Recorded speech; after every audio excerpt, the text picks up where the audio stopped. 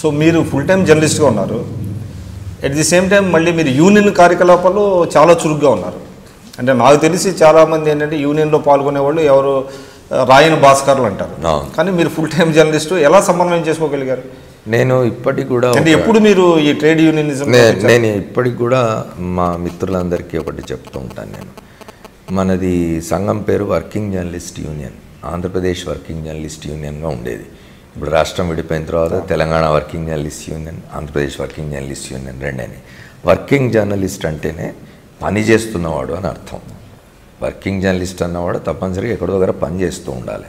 పని చేయకుండా పూర్తి స్థాయి ట్రేడ్ యూనియన్ నాయకులుగా ఉండడం అనేది వర్కింగ్ జర్నలిస్ట్ అనే పేరుకు తగదది. కాబట్టి ఎక్కడో దగ్గర పని చేస్తూ ఉండాలని. అందుకే నేను నా కెరియర్ మొత్తం కూడా ఈ 40 ఏళ్ల కాలంలో ఎక్కడో దగ్గర ఉద్యోగం చేసిన. అయితే ఉద్యోగం చేసిన ప్రతి చోట నా ఈ యూనియన్ యాక్టివిటీ కారణంగా, నేను యూనియన్లో చురుగ్గా పాల్గొన్న కారణంగానే ప్రతి చోట నేను ఉద్యోగాలు పోగొట్టుకున్నారా? ప్రతి చోట నా ఉద్యోగం పోయింది యూనియన్ కారణంగానే, ఇతర కారణం కాదు. ఇవాళ నేను పనిచేసిన ఏ పత్రికకు మీరు వెళ్ళి యజమానులను అడిగినా, సంపాదకులను అడిగినా, నేను పని రాక ఉద్యోగంలోంచి తీసేసామని ఎవరు చెప్పారు. ఆయన చాలా బాగా పనిచేస్తాడు, కానీ ఆయనకి యూనియన్ యాక్టివిటీ ఉంది. ఒక ఉదాహరణ చెప్పగలను నేను. ఒక యజమాని నాకు ఉద్యోగం ఇవ్వాలనుకున్నాడు, కానీ ఆయన ఒక షరతు పెట్టినాడు. ఏమిటంటే పబ్లికేషన్ సెంటర్స్లో ఆయనకు ఉద్యోగం ఇవ్వద్దు. ఎందుకంటే పబ్లికేషన్ సెంటర్స్లో ఉద్యోగులు ఉంటారు, కార్మికులు ఉంటారు, జర్నలిస్టులు ఉంటారు. ఒక 100-150 మంది, 200 మంది పనిచేస్తూ ఉంటారు. అంటే ఎడిషన్ వచ్చే చోట పబ్లికేషన్ సెంటర్ అంటే ఎడిషన్ వచ్చే చోట. ఎందుకంటే కొంత సమూహం ఉంటుంది కదా, 100 మంది 200 మంది ఉంటారు కదా. వీళ్ళందరినీ కూడా ఇతని యూనియన్ యాక్టివిటీలో ఇన్ఫ్లుయెన్స్ చేస్తాడు. కాబట్టి ఇతన్ని ఎవరు లేని చోట పనిచేస్తా అంటే పంపించండి. ఆ కారణంగానే నేను ఒక 4 సంవత్సరాలు కరీంనగర్ జిల్లాలో రిపోర్టర్గా పనిచేయాల్సి వచ్చింది, ఇండియన్ ఎక్స్ప్రెస్ దినపత్రిక. ఆనాడు ఆ పత్రిక యజమాని మనోజ్ కుమార్ సంథాలియా, ఆంధ్రప్రభ యజమాని, ఆంధ్రప్రభ ఇండియన్ ఎక్స్ప్రెస్ యజమాని మనోజ్ కుమార్ సంథాలియా.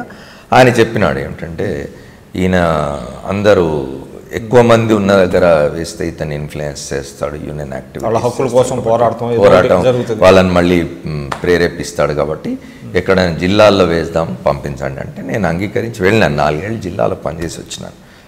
కొంతకాలం ఇంగ్లీష్ జర్నలిజంలో కూడా ఉన్నట్టున్నారు, మళ్ళీ ఎందుకు తెలుగులోకి ఎందుకు? నేనంటే ఉద్యోగం పోయిన ప్రతిసారి నేను ఖాళీగా ఉండకుండా దేనికో దానికి రాస్తూ ఉండేవాడిని. నేను ఇంతకుముందు చెప్పినట్టుగా వర్కింగ్ జర్నలిస్టులం కాబట్టి మనం పనిచేస్తూ ఉండాలి, ఖాళీగా ఉండకూడదు. అట్లాంటి ఒక విరామ సమయంలో నేను సండే అబ్జర్వర్ అని బాంబే నుంచి వినోద్ మెహతా గారి సంపాదకత్వంలో ఒక వారపత్రిక వచ్చేది. లాస్ట్ డే చనిపోయారు.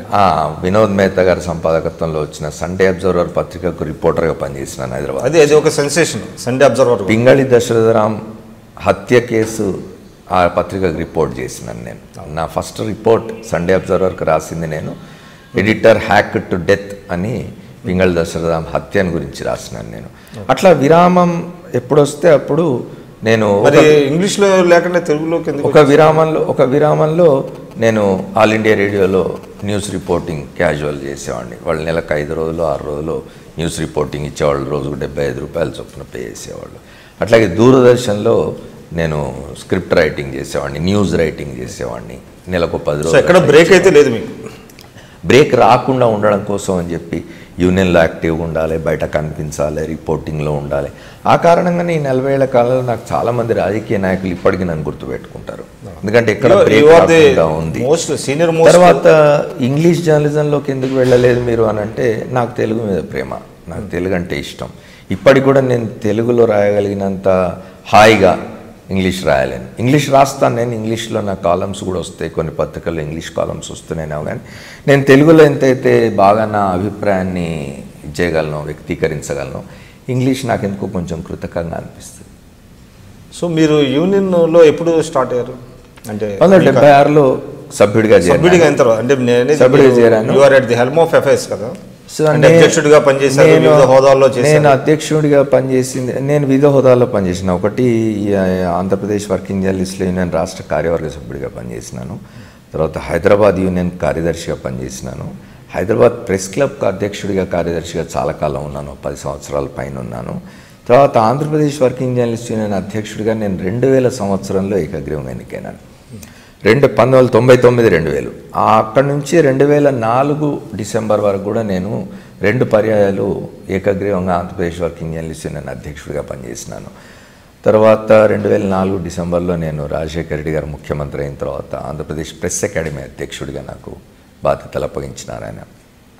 2004 డిసెంబర్ నుంచి 2010 మార్చి వరకు కూడా నేను 5.5 సంవత్సరాల పాటు సుదీర్ఘకాలం నేను ఆంధ్రప్రదేశ్ ప్రెస్ అకాడమీ అధ్యక్షుడిగా పనిచేసినాను.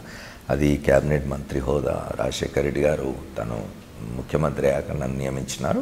రోసే గారి కాలంలో కూడా నేను కొనసాగి రాజశేఖర రెడ్డి గారి మృతి తర్వాత నిజానికి నేను వెళ్ళి రోసే గారిని కలిసి చెప్పినాను, నేను రాజశేఖర రెడ్డి గారు పోయాక నాకు దీనిలో పనిచేయడం కొంచెం మనసు ఒప్పడం లేదు నాకు. అంటే you have relinquished your job post. వారికి చెప్పాను నేను వేరే ఎవరిని నియమించండి అని. కొంత సమయం తీసుకొని వేరే వాళ్ళని నియమించాను. Otherwise you would have continued. అప్పటికి కూడా పదవి కాలం అయిపోయింది నాది. 2 టర్ములు చేసినాను. బాగుండదు, ఇంకెవరినైనా వేయండి అని మేమే వెళ్ళి చెప్పినాం. నేను మా నాయకులు శ్రీనివాసరెడ్డి గారు ఇద్దరం వెళ్ళి రోషే గారు ముఖ్యమంత్రిగా ఉంటే వారికి చెప్పినాం ఇంకెవరినైనా వేయండి అన్నాం. నా తర్వాత వారిని నియమించిన.